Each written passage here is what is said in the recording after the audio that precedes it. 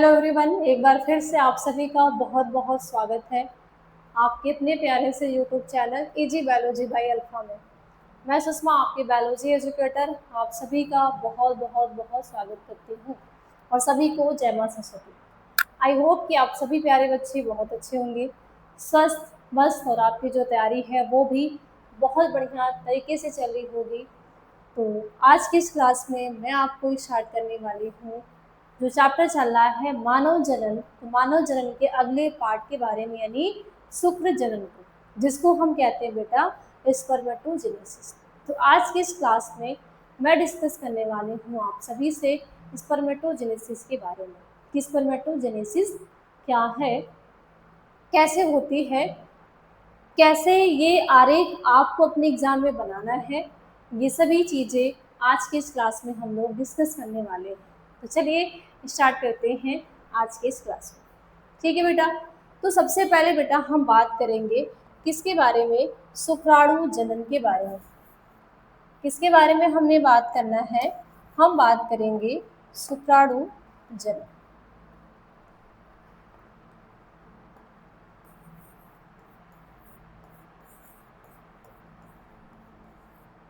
ठीक है, शुक्राणु जनन, जिसको हम क्या कहते हैं, स्पर्मेटोजेनेसिस।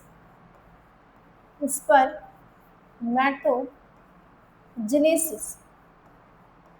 तो ये जो शुक्राणु जनन है या फिर स्पर्मेटोजेनेसिस है, ये होती कहाँ पे है, ये जो पूरी प्रक्रिया है ये कहाँ पे संपन्न होती है, ये कहाँ पे पूरी तरीके से पूर्ण होती है।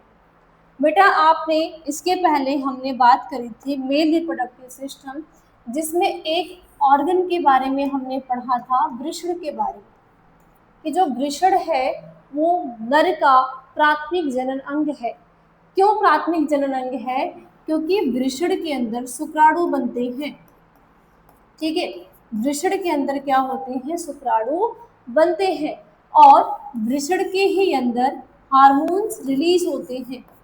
ठीक है बेटा, हार्मोन्स रिलीज होते हैं, और वो हार्मोन्स आपका है टेस्टोस्टेरोन।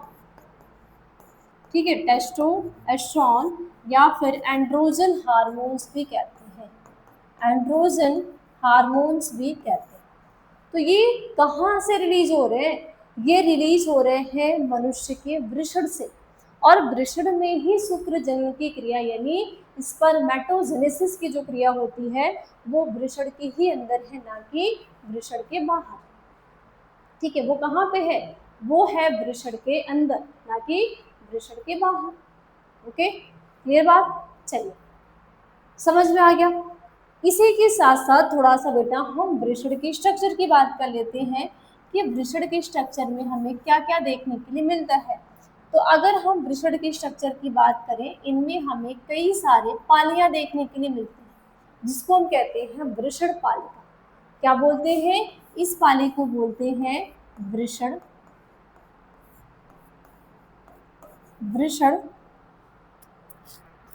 पालिका।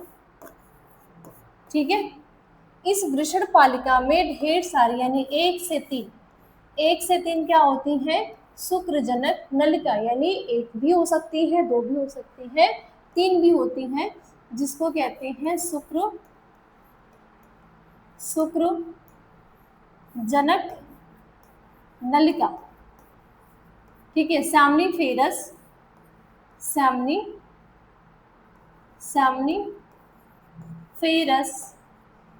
ट्यूब्यूल।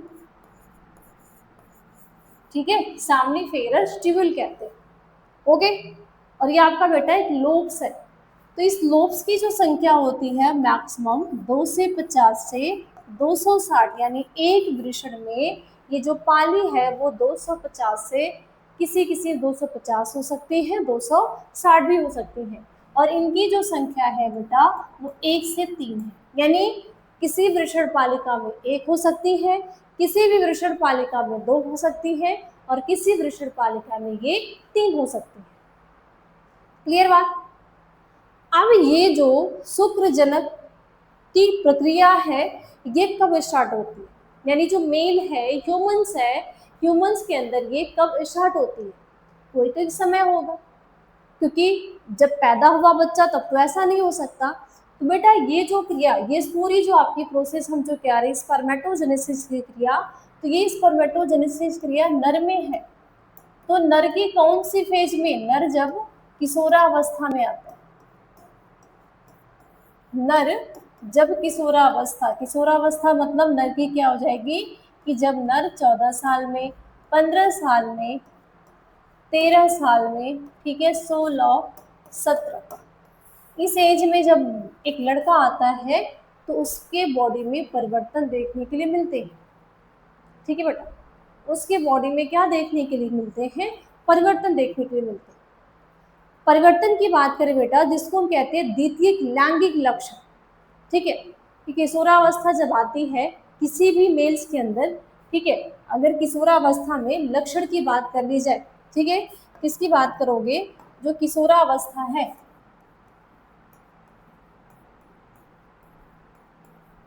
किशोरा अवस्था में, ठीक है, किसमें? नर की बात हो रही है।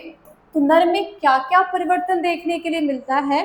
तो बेटा हमें इनमें कई सारे परिवर्तन, जैसे जैसे बेटा इसमें क्या होगा? शुक्राणु का निर्माण होगा, शुक्राणु का निर्माण होगा, जिसको हम कहते हैं शुक्र जनन कहते हैं। ठीक है, फिर उसके बाद बेटा यहाँ पे दाढ़ी मूछ आना, ठीक है, दाढ़ी और मूछ क्या करना? आना। ठीक है बेटा, हार्मोन्स रिलीज होने लगना। हार्मोन्स क्या होते हैं? हार्मोन्स का श्रावण होना। ये सब क्या है? ये द्वितीयक लैंगिक लक्षण है। ये द्वितीयक लैंगिक लक्षण किसके अंदर के हैं? ये सभी जो द्वितीयक लैंगिक लक्षण है ये मेल के अंदर के। मेल का जब वो किशोरावस्था में आएगा तब। यही नहीं, ठीक है, यही नहीं, इनमें बेटा, ठीक है, आवाज भारी होना, आवाज भारी, यानी कि आवाज में भी परिवर्तन हो जाते हैं। ठीक है, वक्ष पे बाल आना, ठीक है, वक्ष पर बाल उगना। यही नहीं, वक्ष का चौड़ा, कंधा क्या होगा बेटा? चौड़ा। तो ये सभी जो परिवर्तन है, ये सभी जो लक्षण है, इन सभी लक्षण को बेटा हम मिला के क्या कहते हैं? द्वितीयक, द्वितीयक लैंगिक, द्वितीयक लैंगिक लक्षण कहते हैं। तो ये द्वितीयक लैंगिक लक्षण जो है ये किस में है? ये मेल में है। ठीक है, ये किस में है? मेल में है। एक चीज आपको अपवाद हो सकती है, मैम कौन सा हार्मोन्स? तो टेस्टोस्टेरोन हार्मोन्स, यानी ये टेस्टोस्टेरोन या हम कह सकते हैं एंड्रोजन हार्मोन्स को रिलीज करने का काम करते हैं। तो एंड्रोजन हार्मोन्स को रिलीज करने का काम कौन करेगा? मेल का जो वृषणपात। यानी सिंपल सी चीज है कि बेटा जो मेल के वृषण में हार्मोन्स का स्रावण होगा, जैसे ही उसके बॉडी से टेस्टोस्टेरोन हार्मोन्स रिलीज होने लगेंगे तो उनमें ये सारे परिवर्तन देखने के लिए मिलेंगे, यानी कि शुक्राणु का निर्माण होगा, दाढ़ी मूछ का आना, आवाज भारी हो जाना, वक्ष का चौड़ा होना, ये कंधा चौड़ा होना, हाइट में भी वृद्धि होना। ठीक है, जगन सैल में, और उसके बाद आपका जो वक्ष पे क्या करना? बाल उगना। ये सभी सिम्टम क्या होते हैं? किशोरावस्था में जब द्वितीयक लैंगिक लक्षण स्टार्ट होते हैं तब। ठीक है, अब ये जो मेन चीज आती है बेटा, ये तो हमने लक्षण की बात कर ली। किसकी बात कर ली? हमने लक्षण की बात कर ली। अब ये जो मेल है, इस मेल में जो स्पर्म का फॉर्मेशन हो रहा है, शुक्राणु जन्म की जो क्रिया हो रही है वो कैसे होती है? इसको निर्धारित करने के लिए कौन सा हार्मोन्स फंक्शंस करता है, कौन सा हार्मोन्स कार्य करता है? ठीक है, चलिए अब हम देखते हैं। जैसे मान लो, ठीक है, जब क्या होती है बेटा, जब हमने क्या बात करी कि जब किशोरावस्था आती है, जब किशोरा अवस्था आती है, तो ये किशोरावस्था किसकी आती है? जब मेल की आती है। यानी मान लो एक बॉय की जब वो किशोरावस्था आती है, तो बेटा इसके, इस बॉय की जो कौन सी ग्लैंड्स है? एक ग्लैंड्स है जिसको हम कहते हैं हाइपोथैलेमस, हाइपोथैलेमस, हाइपोथैलेमस। ठीक है बेटा, ये हाइपोथैलेमस क्या करती है, ठीक है, ये सभी के अंदर, ये जो ग्लैंड्स है, ये ग्लैंड सभी के अंदर मौजूद है, वो चाहे मेल है या फीमेल है। बेटा ये हमारे मस्तिष्क का एक, ब्रेन का एक पार्ट है जिसको हम कहते हैं हाइपोथैलेमस। तो ये जो हाइपोथैलेमस ग्लैंड्स है, चाहे गर्ल्स है चाहे बॉयज़ है, हम स्पेशली बॉयज़ की बात करें, गर्ल्स की बात हम अगली क्लास में करेंगे।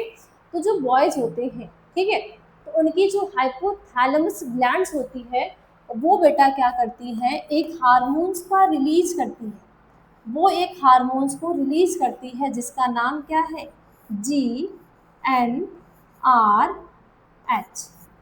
ठीक है, GnRH, जिसको कहते हैं गोनाडो गोनाडोट्रोपिन,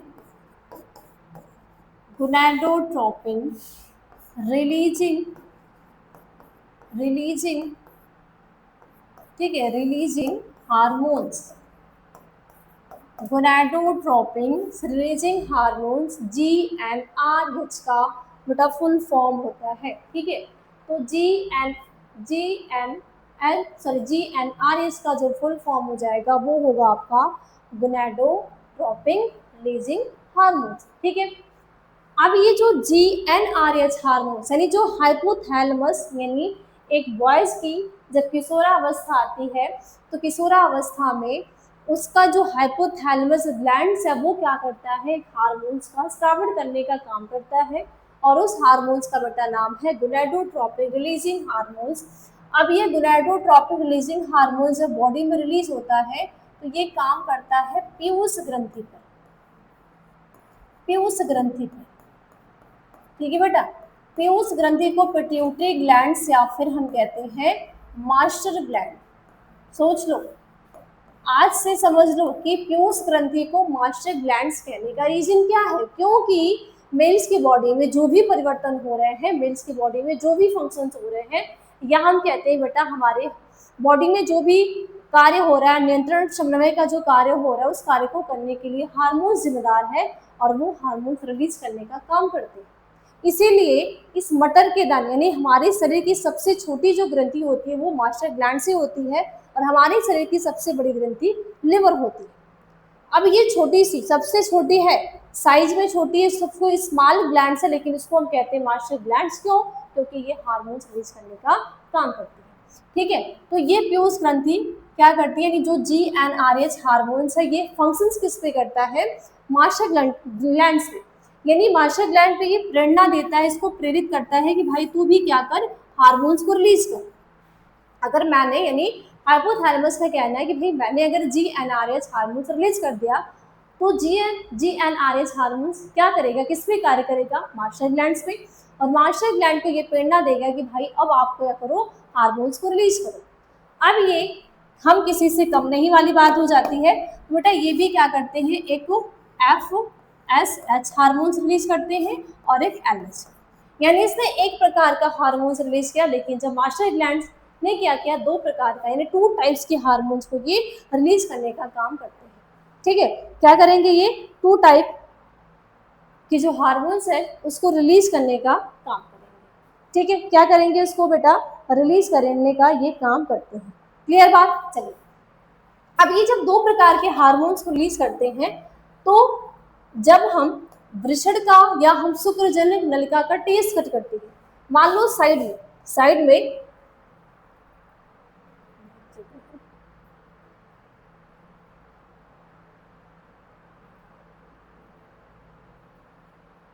चलो, अच्छा अगला पेज ले लेते हैं।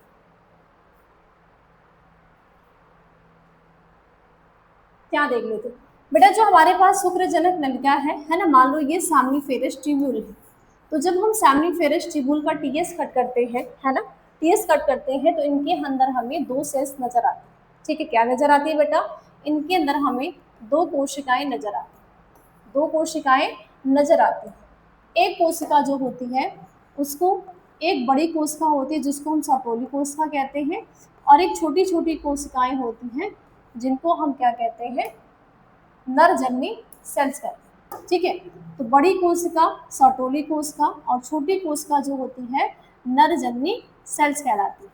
ठीक है बेटा, नरजन्नी सेल्स कहलाती है। और इसके साथ साथ एक शुक्रजनक जो नलिका है, ठीक है बेटा, एक शुक्रजनक नलिका मान लो ये है और एक शुक्रजनक नलिका मान लो ये है, तो इन दोनों के बीच में जो अंतरालीय अवकाश है, छोटा सा जो गैप है, ठीक है बेटा, जो गैप है इस गैप में छोटी छोटी कोशिकाएं पाई जाती हैं जिसको हम कहते हैं लीडिंग कोशिका। क्या बोलते हैं इनको, लीडिंग कोशिका कहते हैं। क्लियर बात। यानी जब हम शुक्रजनक नलिका का टीएस कट करते हैं तो टीएस कट करने पे हमें एक सामनीफेरस ट्यूब्यूल में क्या देखने के लिए मिलेगा, दो सेल्स देखने के लिए मिलती है, यानी एक सर्टोली कोशिका और एक नरजन्नी सेल्स, या हम कह सकते हैं शुक्राणु जनन कोशिका देखने के लिए मिलती है। एक सामनीफेरस ट्यूब्यूल ये है, एक ये है और एक ये है, तो इनके बीच में जो थोड़ा सा गैपिंग है, जो थोड़ा सा अवकाश बचा है, उस अवकाश में ही सेल्स पाई जाती है, सेल्स को हम कहते हैं लीडिंग सेल्स कहते हैं। अब आते हैं पीछे, ठीक है बेटा, तो यहाँ पे जो एलएच हार्मोन्स है ये कार्य करता है किस पे, ये काम करेगा सर्टोली कोशिका पे। अब समझ में आ गया कि सर्टोली कोशिका कहाँ है, तो ये जो शुक्रजनक नलिका के अंदर जो सर्टोली कोशिका है बेटा, ये सर्टोली कोशिका पे काम करेगा। और ये जो एलएच है ये वृषण के अंदर बेटा जो लीडिंग सेल्स है, ठीक है बेटा, जो लीडिंग कोशिका है उस लीडिंग कोशिका पे काम करेगा। समझ में आया, ठीक है। अब ये जो सर्टोली कोशिका है, सर्टोली कोशिका पे काम क्यों करेगा, क्योंकि शुक्राणु जन्म करने के लिए, शुक्राणु जन्म होगा तभी तो उसको न्यूट्रिशन प्राप्त होगा। तो ये लीडिंग कोशिका में बेटा जब फंक्शन करेगा तो ये लीडिंग सेल्स क्या करेगा, ये टेस्टोस्टेरोन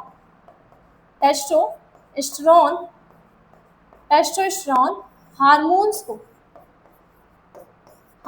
को स्रावित करते हैं। टेस्टोस्टेरोन हार्मोन्स का ये स्रावित करने का काम करेंगे।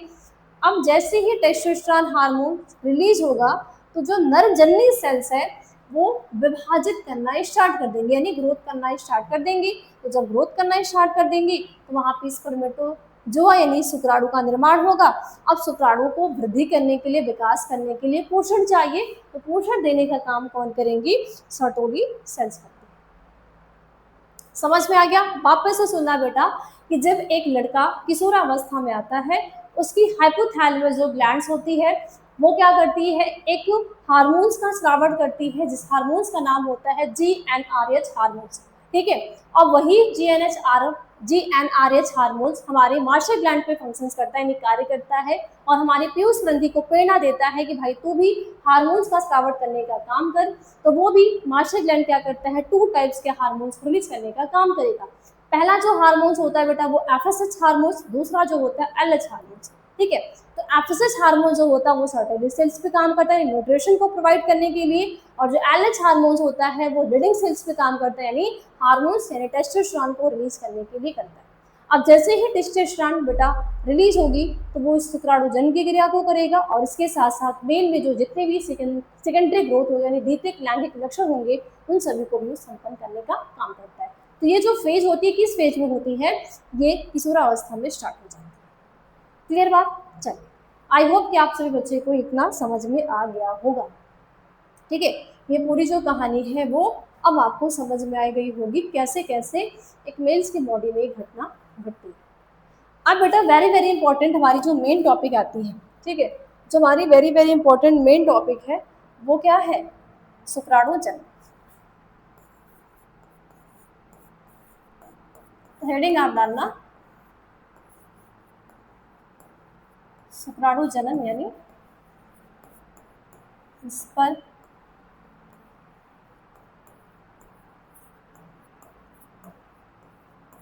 स्पर्मेटोजेनेसिस।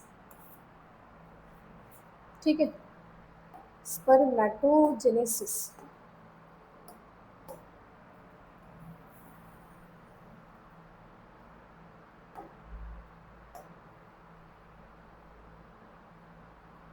ठीक है, शुक्राणु जनन या इसको हम कह सकते हैं शुक्र जनन। तो ये क्या होती है बेटा, स्पर्मेटोजेनेसिस इनको कहते हैं। ठीक है, ठीक है, चलिए एक चीज और नोट करना बेटा, मेल में, ठीक है, यानी जो क्या है मेल यानी कि नर है, तो मेल में फुल एज तक, फुल एज यानी उसकी जितने भी क्या है एज है, तो फुल एज तक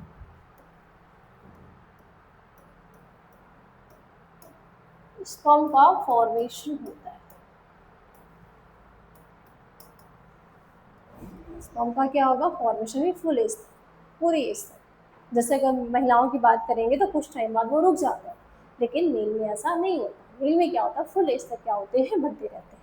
ठीक है, चलिए अब हम बात करेंगे बेटा मेन जो हमारी टॉपिक है।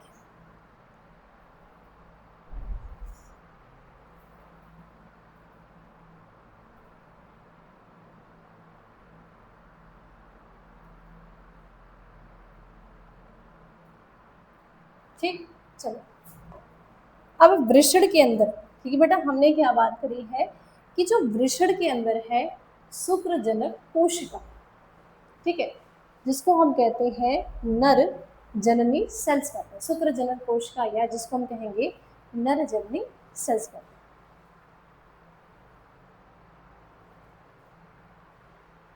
ठीक है,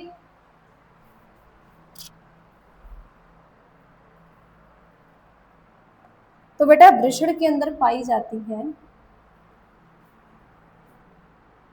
नर जन्म कोशिका,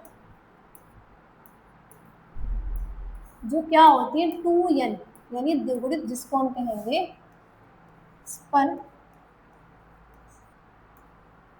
स्पर्मेटोगोनिया, स्पर्मेटोगोनिया, ठीक है, नर जननी सेल्स होती है। अब ये जो नर जननी सेल्स होती हैं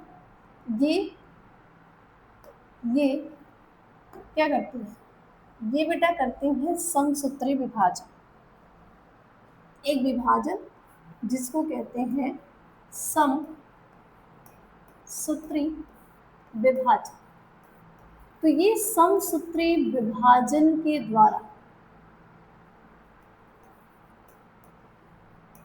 समसूत्री विभाजन के द्वारा क्या करते हैं प्राथमिक शुक्राणु कोशिका का निर्माण करते हैं। ठीक है बेटा, वृषण की जो नर जननी सेल्स है वो बार बार क्या करके समसूत्री विभाजन करके एक को प्राथमिक शुक्राणु कोशिका, ठीक है, एक को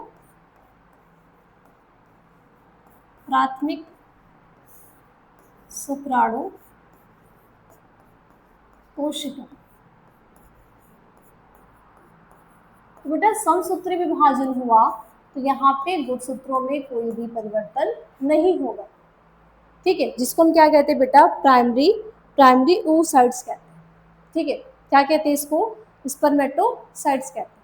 ठीक है, यानी कि प्राइमरी स्पर्मेटोसाइट्स कहते हैं। ठीक है, इसको हम क्या बोलेंगे प्राइमरी स्पर्मेटोसाइट्स, प्राइमरी स्पर्मेटोसाइट्स। ठीक है, ओके, क्लियर बात।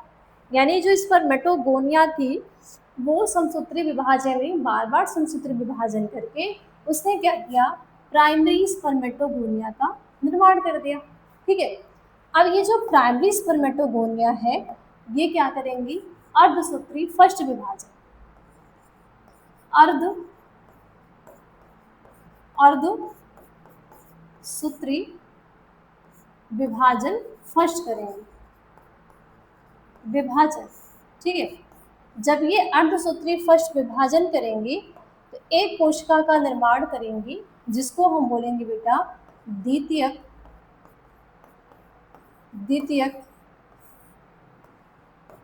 शुक्राणु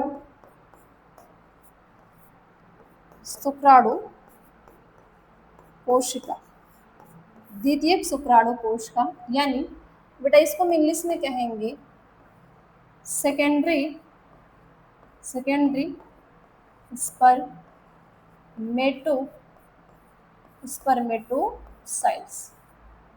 ठीक है, सेकेंडरी स्पर्मेटोसाइट्स। ठीक है, अब यहाँ पे जो हमारे पास, ठीक है बेटा, यही चीज़ है, मैं यहाँ पे वापस से उतार रही हूँ।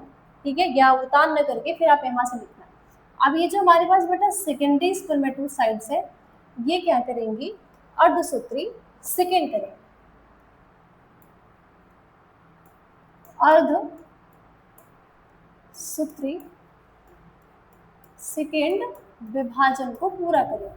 तो जब ये अर्धसूत्री सेकेंड विभाजन करेंगी तो ये निर्माण करेंगी शुक्राणु प्रसू का, शुक्राणु प्रसू का ये निर्माण करती है, जो कि बेटा ये क्या होगा, एन होगा। ठीक है, शुक्राणु पशु, यानी कि सिंपल सी चीज़ क्या लिया जाए कि यहाँ पे एक सेल्स थी। ठीक है, फिर बेटा इसने क्या किया, विभाजन किया, दो बनी, दो में से एक ने वृद्धि करके प्राथमिक बनाया। ठीक है, तो ये प्राथमिक से क्या बन गया, द्वितीयक शुक्राणु, यानी इससे क्या बना बेटा, एक से दो बन गया। और नीचे हम आएंगे तो दो से कितने बन जाएंगे बेटा, दो से कितने, चार, यानी प्राक शुक्राणु यानी चार बन जाएंगे, जिसको हम कहते हैं स्पर्मेटिड्स। ठीक है, इसको इंग्लिश में हम क्या कहते हैं, स्पर्मेटिड्स। ठीक है, अब ये जो स्पर्मेटिड है गोल जैसे संरचना, लेकिन बेटा जो मेल गैमेट है उसको कैसा होना चाहिए, चल होना चाहिए। तो ये स्पर्मेटिड क्या होगा, इनमें शुक्र कायांतरण की क्रिया, विभाजन तो हो गया। ठीक है, तो शुक्र कायांतरण की क्रिया होगा, और शुक्र कायांतरण के द्वारा ये किसमें, ये बेटा चेंज हो जाएंगे शुक्राणु, इसमें चेंज हो जाएंगे शुक्राणु, जिसको हम कहते हैं स्पर्म। ठीक है, किसके थ्रू बेटा, यहाँ पे होगा शुक्र कायांतरण, शुक्र कायांतरण, जिसको कहते हैं स्पर्मियोजेनेसिस। क्या कहते हैं, स्पर्मियोजेनेसिस कहते हैं। अब इस चार्ट को वापस से ध्यान से सुनना।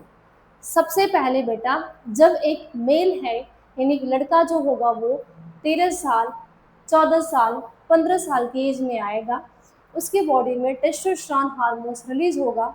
जब टेस्टोस्टेरोन हार्मोन्स रिलीज होगा तो उसके वृषण के अंदर की जो शुक्रजनक कोशिका है, या जो नर जन्म कोशिका है, या नर जन्मी सेल्स है, वो ग्रोथ करना स्टार्ट कर देंगे, यानी विभाजन करना स्टार्ट कर देंगी, और विभाजन करके प्राथमिक शुक्राणु कोशिका का निर्माण करती हैं।